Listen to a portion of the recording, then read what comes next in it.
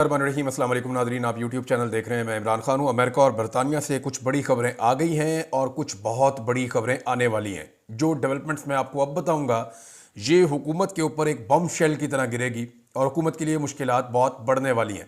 Specially Pakistan की establishment जो कुछ पाकिस्तान में कर रही है, उनके लिए शायद अब वो करना मुमकिन नहीं रहेगा। मैं आपको बताऊँगा कि कैसे। सबसे पहले तो जो चीज़ हुई है वो ये है कि इमरान खान साहब एक मरतबा फिर सुरखरू हुए हैं।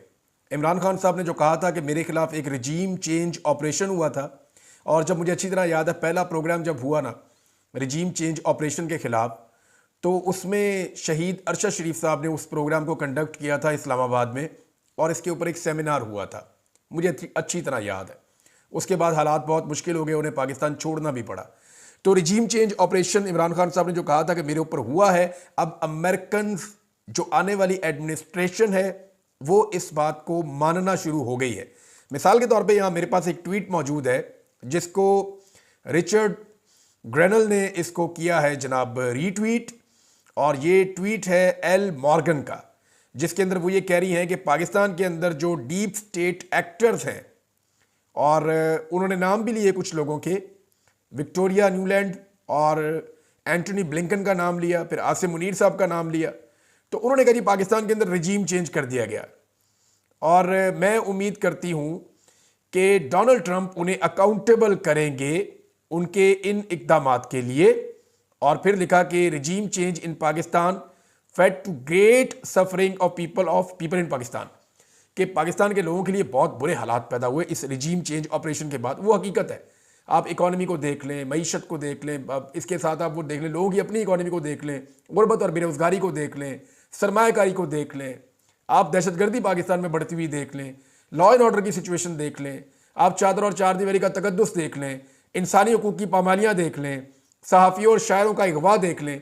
तो ये सारी चीज़ें अभी हुई हैं। इससे पहले कभी पाकिस्तान में इस तरह से हमने इस बड़े पैमाने पर नहीं देखा था, लेकिन ये जुल्म पाकिस्तान में होता रहा। अच्छी बात यह कि आज हर पाकिस्तानी को पता है कि पाकिस्तान में दूर दराज इलाकों में क्या क्या जुल्म होता रहा है।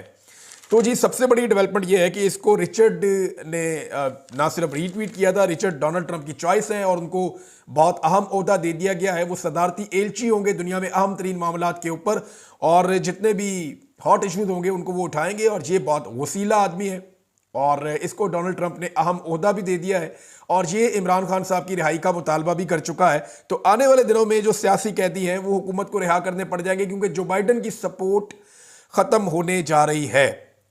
एक तो जो ट्रंप ने तैनाती की इस हवाले से, और अब मैं आपको कुछ खबरें देने लगा हूं कि अभी हुआ क्या है। एक तो जो ओवरसीज पाकिस्तानी है उनका राब्ता है, रिचर्ड ग्रेनल के साथ राब्ता है ओवरसीज पाकिस्तानियों का, और ओवरसीज पाकिस्तानियों को इस बात का यकीन दिलाया गया है कि अगले चंद दिनों में एक टेलीफोन कॉल इस्लामाबाद आने वाली है। यानी पाकिस्तान में एक टेलीफोन कॉल अमेरिका से आने वाली है, और ये कॉल 25 दिसंबर से पहले पहले आ जाएगी। यानी क्रिसमस से पहले पहले दो चीज़ें पाकिस्तान में होने जा रही हैं। अब आप इसको एक हफ्ता कह लें, 10 दिन कह लें, इससे ज़्यादा टाइम ओवरसीज़ पाकिस्तानियों का ये दावा है, या जो मेरे सोर्सेज हैं उनका ये दावा है कि इससे ज़्यादा टाइम लगेगा नहीं। एक तो एक टेलीफोन कॉल आएगी पाकिस्तान में, उसके बाद आप चीज़ें बदलती हुई देखेंगे। क्योंकि देखें, मुल्क जो होते हैं ना वो हफ्तों में या महीनों में नहीं चलते होते। अभी इस वक्त जो बाइडन की एडमिनिस्ट्रेशन पाकिस्तान को सपोर्ट दे रही है, उसके दिन कितने बाकी रह गए हैं? 1 महीना और चंद दिन। तो उसके साथ तो पाकिस्तान अपनी पॉलिसी नहीं चला सकता। पाकिस्तान को देखना पड़ेगा कि आने वाली एडमिनिस्ट्रेशन उस तरह की सपोर्ट देती है या नहीं देती। तो वो अब नजर आ रहा है, और एक टेलीफोन कॉल बहुत इंपॉर्टेंट आने वाली है, और उस टेलीफोन कॉल के लिए वादा भी कर लिया गया है, और ये बहुत इंपॉर्टेंट टेलीफोन कॉल होगी। और उसके बाद आप ये देखेंगे कि पाकिस्तान के अंदर जो जुल्म और फस्तायत का बाजार गर्म किया हुआ था, उस हवाले से चीजें बदलना शुरू हो जाएंगी। और अगर नहीं बदलेंगी ना, तो फिर एक नया फेज शुरू होगा। वो फिर आप देखिएगा मामला किस तरफ जाएगा, हम आपको रिपोर्ट करते रहेंगे। लेकिन एस्टेब्लिशमेंट बात ना माने अमेरिका की, क्या यह मुमकिन है? तो पाकिस्तान का अमेरिका के साथ ताल्लुकात का जो 60-70 साल का रिकॉर्ड है ना, उसमें पाकिस्तान की एस्टेब्लिशमेंट ने कभी भी अमेरिका को ना नहीं कहा। ये मैं आपको लिख के दे देता हूं, कभी नहीं कहा। हमेशा सियासतदानों ने एस्टेब्लिशमेंट को ना बोला है। अमेरिकन एस्टेब्लिशमेंट को सियासतदानों ने ना बोलने की जुर्रत की है। पाकिस्तान की एस्टेब्लिशमेंट ने कभी भी अमेरिकन को ना नहीं बोला। मिसाल के तौर पे आप ले लें जुल्फ़िकार अली भुट्टो को। जुल्फ़िकार अली भुट्टो जब अमेरिकन को पसंद नहीं थे तो फिर उनके साथ क्या हुआ सब जानते हैं। 1971 में क्या हुआ, अमेरिकन किस तरफ खड़े थे सब जानते हैं। अमेरिकन की बात हमने नहीं टाली उस वक्त भी। उसके बाद भुट्टो साहब की फांसी वाला मामला, फिर ज़ियाउल हक से जो कुछ भी अमेरिका ने करवाया, यानी अमेरिका ने ये रास्ता निकाला था ना कि जहादी इकट्ठे करने हैं पाकिस्तान में और यहां से फिर जहाद करना है अफगानिस्तान के अंदर और रशिया के टुकड़े करने हैं। अमेरिका ने पूरा एक प्लान किया था, तो पाकिस्तानी एस्टेब्लिशमेंट ने बगैर सोचे समझे सरेंडर कर दिया था और ज़ियाउल हक साहब ने उस लड़ाई के अंदर छलांग मार दी थी कि पाकिस्तान आज तक जल रहा है। क्लाशनकोफ कल्चर पाकिस्तान में उस फैसले के नतीजे में आया था, लेकिन पाकिस्तानी एस्टेब्लिशमेंट ने अमेरिका को तब भी इनकार नहीं किया था। वो एक शेर भी है पंजाबी का कि जान नू तेरी रोने पे लाशा हुन तक ढोने पे। ये ज़ियाउल हक से लोग शिकवा करते हैं कि तेरे गलत फैसलों की वजह से आज भी कौम फंसी हुई है। ज़ियाउल हक ने इनकार नहीं किया। फिर जब ज़ियाउल हक से काम निकल गया तो ज़ियाउल हक को कत्ल कर दिया गया, शहादत हो गई उनकी। अब उसके ऊपर भी सबको पता था कि किसने किया है, लेकिन क्योंकि अमेरिकन फैसला था एस्टेब्लिशमेंट ने फिर कुछ नहीं बोला। फिर बेनज़ीर भुट्टो को लाया गया, जिस तरह उनकी लॉन्चिंग हुई अमेरिकन एस्टेब्लिशमेंट इन्वॉल्व थी। फिर कारगिल के अंदर जब पाकिस्तान ने बहुत सारा एरिया फतह कर लिया तो आज नवाज शरीफ डालते हैं मिलिट्री एस्टेब्लिशमेंट पे और मिलिट्री एस्टेब्लिशमेंट डालती है नवाज शरीफ पे, लेकिन हकीकत यही थी कि अमेरिका का फोन आ गया था और अमेरिकन दबाव के बाद इनको पीछे हटना पड़ गया और उसकी वजह से बहुत सारे जवानों की शहादतें भी हो गई और बहुत नुकसान हुआ पाकिस्तान की मिलिट्री का। यह तारीख का हिस्सा है। तो अमेरिकन को पाकिस्तानी एस्टेब्लिशमेंट ने कभी इनकार नहीं किया। फिर नवाज शरीफ का जैसे तख्ता उल्टा गया 2 तिहाई अक्सरियत वाला, वो भी उनको इनकार नहीं किया गया। फिर जब उनकी तरफ से हुक्म आ गया अरबों के जरिए से, क्योंकि अमेरिकन अरबों के जरिए से पाकिस्तान को कंट्रोल करते हैं, हुक्म आ गया कि नवाज शरीफ को बाहर भिजवा दें, तो डील करके बाहर भिजवा दिया गया। फिर दोबारा हुक्म आ गया कि बेनज़ीर और नवाज शरीफ को वापस बुला लें, तो दोबारा वापस बुलवा लिया गया। फिर अमेरिकन का हुक्म आ गया और बाकायदा अमरीकी सफीर ने चौधरी बरादरान को बताया कि आप इलेक्शन नहीं जीत रहे, इलेक्शन में ये हुकूमतें आ रही हैं, पहले बता दिया था और एस्टेब्लिशमेंट को भी पता था इस बात का, ये डील हो चुकी थी। इनकार नहीं कर सका एस्टेब्लिशमेंट। जब अमेरिका ने अफगानिस्तान पर दोबारा अटैक का फैसला किया तो जनरल मुशर्रफ लेट गए। उन्होंने अमेरिका के साथ चूं चढ़ा भी नहीं की, उन्होंने कहा जो कहते हो वैसे, और सारे अड्डे दे दिए, सारी सहूलतें दे दी। यहां से नेटो के ट्रक जाते, तबाही फेर दी उन्होंने पकड़ के, कंटेनर यहां से जाते थे। ड्रोन हमले, तबाही पाकिस्तान के अंदर की ड्रोन हमलों ने। कभी एस्टेब्लिशमेंट ने अमेरिकन को इसके ऊपर चैलेंज नहीं किया। उसामा बिन लादेन वाला मामला पाकिस्तान में हुआ, सियासतदान थोड़ा बहुत बोले, ड्रोन के ऊपर भी इमरान खान साहब ने पॉलिसी ली, लेकिन एस्टेब्लिशमेंट इन चीजों पे नहीं बोली। जनरल बाजवा ने हमें मीटिंग में कहा कि अमेरिकन का मुकाबला नहीं कर सकते। और वैसे भी देखें, पाकिस्तान की एस्टेब्लिशमेंट की सारी जरूरियात अमेरिका और यूरोप के साथ जुड़ी हुई है। आप देख लेना, हमारे जितने हथियार हैं उनके लिंक वहां से जुड़ते हैं, सवाए ये जो अभी हमने कुछ तैयारे चाइना के साथ मिलकर बनाए, इसके अलावा हमने रशिया से कुछ नहीं लिया, चाइना से कुछ नहीं लिया। हमारा सारा का सारा जो अपनी कैपेसिटी है हथियारों की, वो सारी मगरबी ममालिक के साथ जाकर जुड़ती है। हमारी टेक्नोलॉजी वहां की है, हम उनके बगैर अपना दिफाई निज़ाम जो है उसको एक्टिवेट नहीं रख सकते थे। ये मुझे खुद हमारे मिलिट्री के दोस्तों ने बताया, हमारी मजबूरी है। आपके जितने भी फौजी लोग ट्रेनिंग करने जाते हैं, कहां जाते हैं? यूरोप में और अमेरिका में जाते हैं। जितनी मशकें होती हैं कहां पे होती हैं? उनके साथ होती हैं। जितनी ट्रेनिंग होती है, एडवांस कोर्सेज होते हैं, कहां पे होते हैं? वहां पे होते हैं। और रिटायरमेंट के बाद भी हमारे जो अफसरान हैं वो या तो पाकिस्तान में रहते हैं या इन्हीं मुल्कों में जाते हैं। तो आपका सारा लिंक उनके साथ है। इसलिए पाकिस्तान की जो एस्टेब्लिशमेंट है वो कभी भी अमेरिकन हुक्म को नहीं टाल सकती। जब जनरल बाजवा ने बताया अमेरिकन को कि जनाब इमरान खान है जिसकी वजह से आपका ये नुकसान हुआ, हम नहीं है, तो उसके बाद देखें इमरान खान के खिलाफ जो हुक्म आया, तो फिर क्या किया पाकिस्तान में एस्टेब्लिशमेंट ने? यह भी नहीं देखा कि पब्लिक खिलाफ है, यह भी नहीं देखा कि बदनामी हो रही है। इतना नुकसान पाकिस्तान की एस्टेब्लिशमेंट का कभी नहीं हुआ तारीख में जितना अब हो गया, जितना शिकवा पाकिस्तानियों को अब हो गया।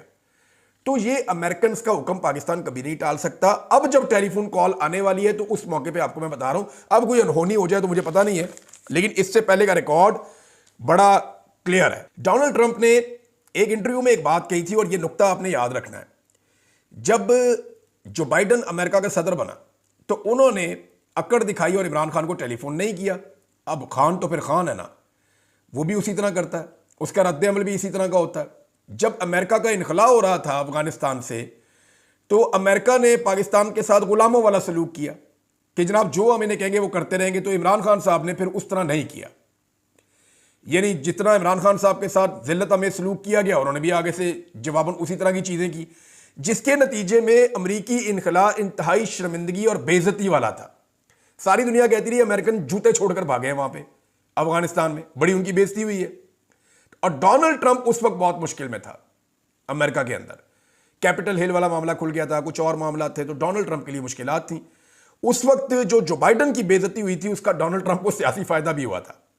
डोनाल्ड ट्रंप ने अभी एक इंटरव्यू में यह बात की है, जब उनकी कैंपेन चल रही थी, एक पॉडकास्ट के अंदर उन्होंने कहा जी देखें, बात यह है कि अगर मैं सदर होता तो इमरान खान के साथ मिलकर बड़े स्मूथ तरीके से अमरीकी फोर्सेस को वहां से निकालता अफगानिस्तान से, और जो हमें तारीखी शर्मिंदगी हुई है वो कभी भी हमें ना होती।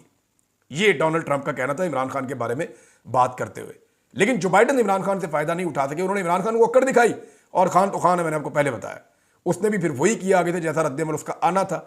लेकिन बाजुआ साहब ने इस चीज का फायदा उठाया और अपनी एक्सटेंशन के चक्कर में या अपने फायदे नुकसान के चक्कर में उन्होंने जनाब इधर से इन सारी जमातों को इकट्ठा करके इनको भी डरा दिया, उधर अमेरिकन को भी मुतनफर कर दिया, और रजीम चेंज ऑपरेशन पाकिस्तान में हो गया।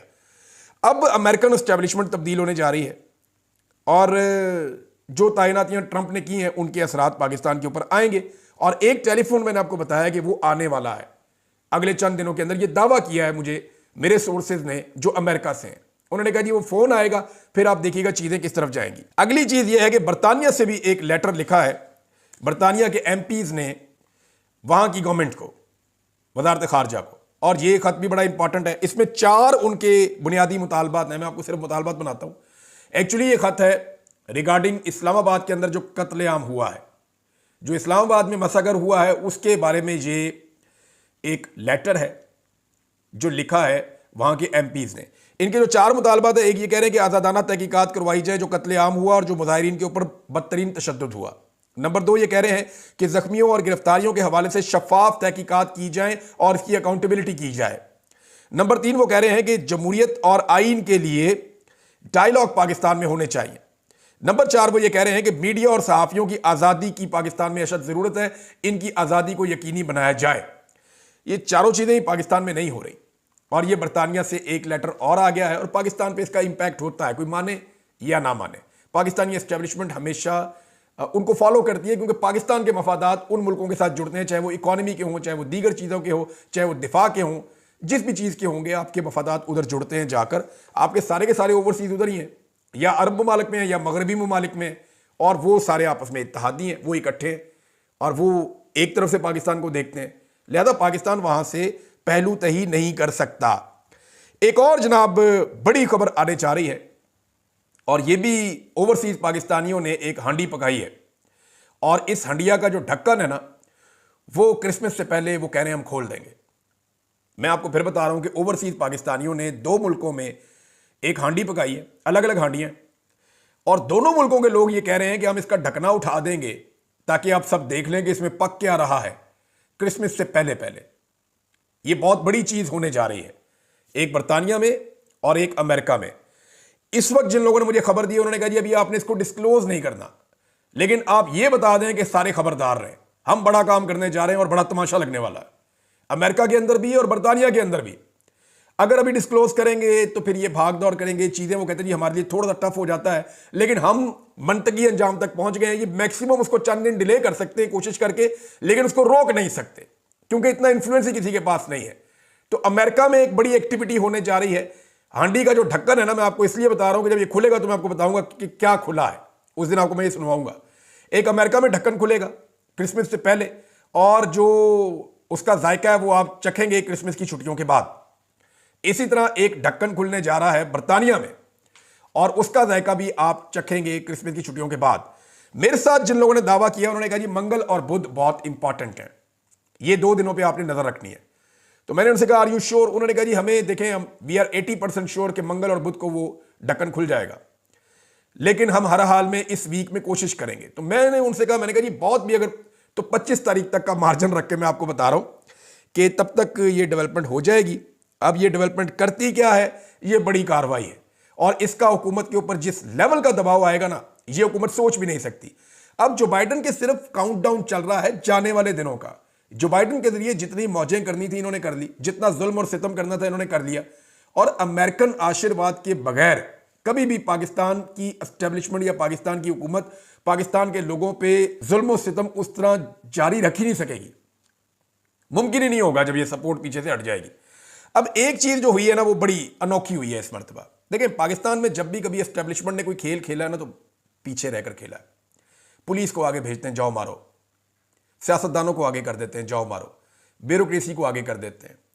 हमेशा एस्टेब्लिशमेंट ने बड़े स्मार्ट तरीके से जो भी चीज़ें की हैं, चाहे पाकिस्तान के मफाद में की हैं, चाहे अपने मफाद में की हैं, उसके अंदर अपने आप को पीछे रखा है, अपनी पहचान नहीं होने दी, खुफिया हाथ रखें। और यही असल ताकत होती है कि आप सामने ना आए। लेकिन इस मरतबा अनफॉर्चुनेटली ये हुआ कि इमरान खान साहब की पसली इतनी तगड़ी है, इतनी मोटी पसली है, और वो इनसे मार नहीं खा रहे थे, और मार खा खा के मारने वाले थक रहे थे और इमरान खान साहब नहीं थक रहे थे। तो इस सिचुएशन में एस्टेब्लिशमेंट को मजबूरन बार बार खुद सामने आना पड़ा है। और अब पाकिस्तान का हर बंदा जानता है कि एक्चुअली, आप पूछें अभी एक सर्वे करवा लें कि हु इज रिस्पॉन्सिबल, तो नवाज शरीफ को लोग किसी गिनती में नहीं लेते, लोग उसको वोट भी नहीं डालते, गिनती में भी नहीं लेते। ना लोग जरदारी साहब को लेते हैं। लोग इनके खिलाफ तो बहुत थोड़ी बात करते हैं। लोग कहते हैं जी हमें जो शिकवा है वो हमारी एस्टेब्लिशमेंट से है, क्योंकि मामला खुलकर सामने आ गया। तो ये एक प्रॉब्लम जो है ये पैदा हुई है, और ये पाकिस्तान की एस्टेब्लिशमेंट के लिए मुश्किल है। और इस सूरत हाल से देखें, उनको अब सामना तो करना पड़ेगा। अगर वो अपनी पॉलिसी बदलेंगे तो क्या लोग अपनी सोच उसके बाद बदल देंगे? तो एक होता है ना कि आप एक पोजीशन लूज कर देते हैं, तो अनफॉर्चुनेटली। लेकिन देखिए, कभी भी मायूस नहीं होना चाहिए, चीज़ें ठीक हो जाती हैं। लेकिन चीज़ें ठीक करने के लिए बहुत सारी चीज़ों को अपने अंदर भी ठीक करना पड़ता है, फिर जाके चीज़ें ठीक होती हैं। तो ये एस्टेब्लिशमेंट के लिए बड़ी मुश्किल है, और ये मुश्किल बढ़ने वाली है। 25 तारीख तक एक टेलीफोन आएगा, और 2 मुल्कों में, बरतानिया में और अमेरिका में, 2 बड़ी डेवलपमेंट्स होंगी। और उन डेवलपमेंट्स का जो अगला मरहला है वो क्रिसमस की छुट्टियों के बाद मुतवक्की है कि तब हो जाएगा। अच्छा जी, अब एक और खबर है, और वो खबर है कि पंजाब में और इस्लामाबाद में आज के दिन 16 दिसंबर को स्कूल बंद कर दिए गए। बच्चों के स्कूल बंद। लाहौर में भी खबर आ गई, रावलपिंडी में आ गई, इस्लामाबाद में आ गई, मुख्तलिफ जगहों में बच्चों के स्कूल बंद। क्यों जी? बच्चों के स्कूल क्यों बंद किए गए, इसकी कोई वजह नहीं बताई गई। लेकिन 2 बड़ी अहम चीज़ें हैं जो इस दिन हुई थी। 16 दिसंबर को 2 बड़ी अहम चीज़ें हुई हैं। एक 1971 में पाकिस्तान 2 लख्त हो गया था, मशरकी पाकिस्तान अलग हो गया था। और दूसरी बड़ी खबर थी आर्मी पब्लिक स्कूल के अंदर 2014 में दहशतगर्दों ने हमला करके बच्चों को शहीद कर दिया था। और ये पाकिस्तान की तारीख का एक बड़ा सानिया था। 2 सानियात हुए हैं। अब मामला ये है कि अगर पहले सानहे की वजह से किया गया है तो छुट्टी बनती नहीं है, क्योंकि उस पर छुट्टी तो होती नहीं है पहले भी। इस दिन तो बच्चों को बताना चाहिए कि हमने वो कौन सी गलतियां की थी जो आइंदा हमने नहीं करनी। हमारी एस्टेब्लिशमेंट उस वक्त क्या कर रही थी, हमारे सियासतदान उस वक्त क्या कर रहे थे, हमने इक्तदार के लालच में किस तरीके से अपना सरेंडर करवाया और कैसे हमने अपना आधा मुल्क खो दिया। ये तो बच्चों को सिखाने वाला दिन है, छुट्टी वाला दिन तो नहीं है। और दूसरा, अगर एपीएस की वजह से 10 साल मुकम्मल हो गए हैं, ये छुट्टी दी गई है, तो पहले तो नहीं दी जा रही थी, अब ये क्यों दी गई है? तो इस दिन तो छुट्टी बिल्कुल नहीं देनी चाहिए। वजह यह है कि वो इल्म के दुश्मन थे जिन्होंने अटैक किया था बच्चों के ऊपर, वो आपकी तालीम के दुश्मन थे। उनका मकसद था कि तालीम रुक जाए। अब आप उनका मकसद पूरा कर रहे हैं छुट्टी देकर। इस दिन तो बल्कि बच्चों को चाहिए कि वो जोरों शोर के साथ आकर पढ़ें। खैबर पख्तूनख्वा की हुकूमत ने इनकार कर दिया। उन्होंने कहा बिल्कुल सवाल ही पैदा नहीं होता, ये सवाल ही पैदा नहीं होता। हमारे बच्चे जाएंगे, दुआया तकरीबात होंगी, हम कुरान खानी भी करवाएंगे, और हम अपने स्कूलों को खुला रखेंगे। इस दिन हम अमन के दुश्मनों को और जो तालीम के दुश्मन है उनको जीतने नहीं देंगे। और ये रेजिलियंस है, ये आपको शो करनी चाहिए। क्योंकि हमने तो ये भी नारा लगाया था बहैसियत कौम कि हमने दुश्मन के बच्चों को पढ़ाना है। तो दुश्मन के बच्चों को पढ़ाते पढ़ाते अगर हम अपने बच्चों के स्कूल उस दिन पे बंद कर देंगे जिस दिन दुश्मन बंद करने आया था, तो ये तो हम कोई अच्छा पैगाम नहीं दे रहे। ये पता नहीं किसने इनको मशवरा दिया है, पंजाब गवर्नमेंट को और फेडरल गवर्नमेंट को, कि इन्होंने उठा के सारे स्कूल बंद कर दिए। अब किस वजह से बंद किए, जब वो नहीं बताएंगे तो हमारे सामने तो ये 2 वजूहात ही आती हैं। तीसरी वजह कोई और होती तो ये अनाउंस कर देते। नाज़रीन, मुसद्दिक मलिक साहब ने एक शिकवा किया है, और ये बड़ा अजीब शिकवा है। उन्होंने कहा जी कि इमरान खान साहब ने जेल से यजीद और फिरौन की मिसाल भी दे सकते थे, लेकिन उन्होंने जनरल डायर की मिसाल दी है। देखें, अब जो वो कहना चाह रहे हैं वो सारी कौम को समझ आ गई है। जो मुसद्दिक मलिक साहब कहना चाह रहे हैं वो भी समझ आ गई है।